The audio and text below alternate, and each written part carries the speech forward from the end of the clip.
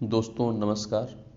हम आज की सेशन में चर्चा करेंगे दिल्ली प्रशासन बनाम कुलजीत सिंह उर्फ रंगा एंड जसवीर सिंह उर्फ बिल्ला का वाद।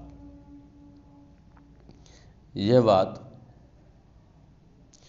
भारतीय दंड संहिता 1860 और आर्म्स एक्ट 1959 की विभिन्न धाराओं के तहत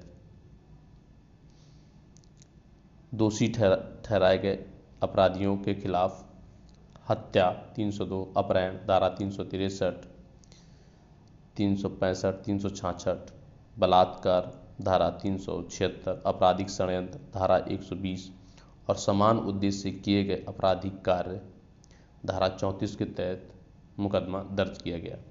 इसके अलावा आर्म्स एक्ट 1959 की धारा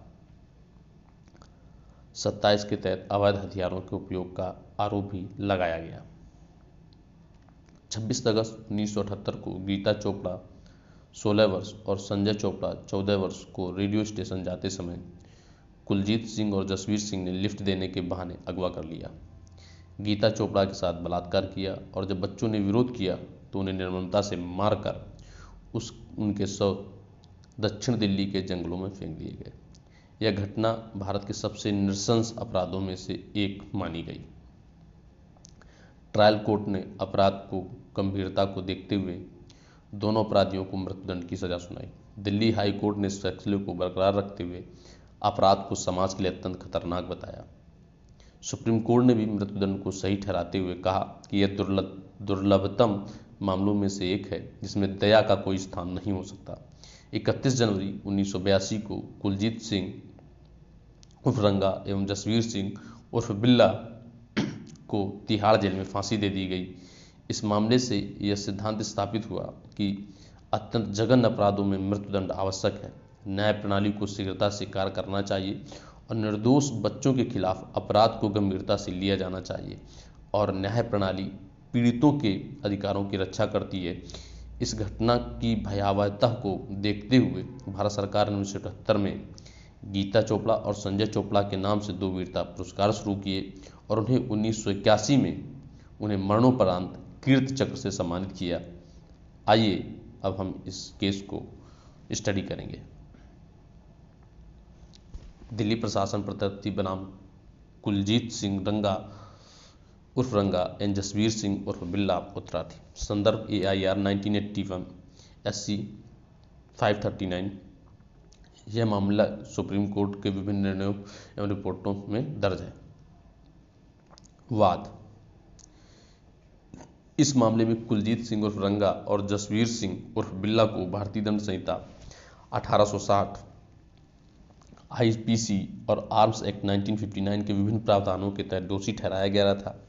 उनके खिलाफ निम्नलिखित धाराओं के अंतर्गत मुकदमा दर्ज किया गया। धारा 302 मर्डर, धारा 363 किडनैपिंग, धारा 365 फिरौती या अन्य उद्देश्यों के लिए अपहरण, किडनैपिंग फॉर रैंसम और अदर पर्पज, धारा 366 महिला का अपहरण और जबरन विवाह या बलात्कार के लिए अपहरण,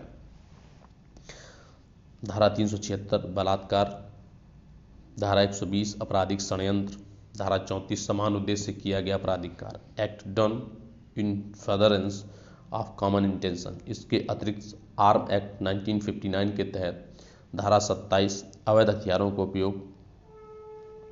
अदालत ने अपराधियों को इन सभी अपराधों में दोषी पाया और उन्हें 31 जनवरी 1982 को फांसी की सजा दी गई।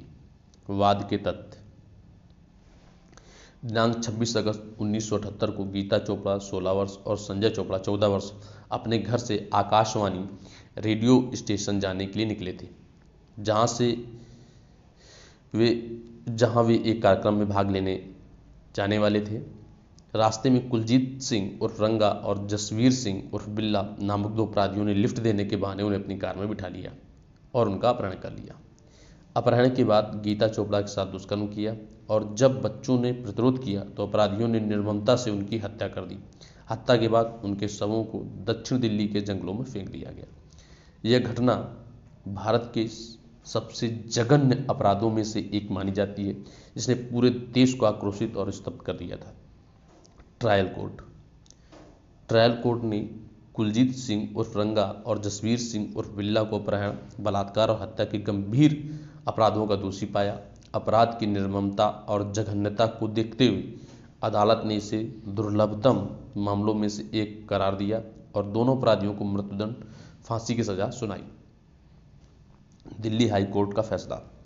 दिल्ली हाई कोर्ट ने ट्रायल कोर्ट के फैसले को सही ठहराते हुए कहा कि यह अपराध अत्यंत जघन्य और क्रूरतम मामलों में से एक है, जिसमें निर्दोष और नाबालिग बच्चों को निर्दयता से प्रताड़ित कर उनकी हत्या कर दी गई है।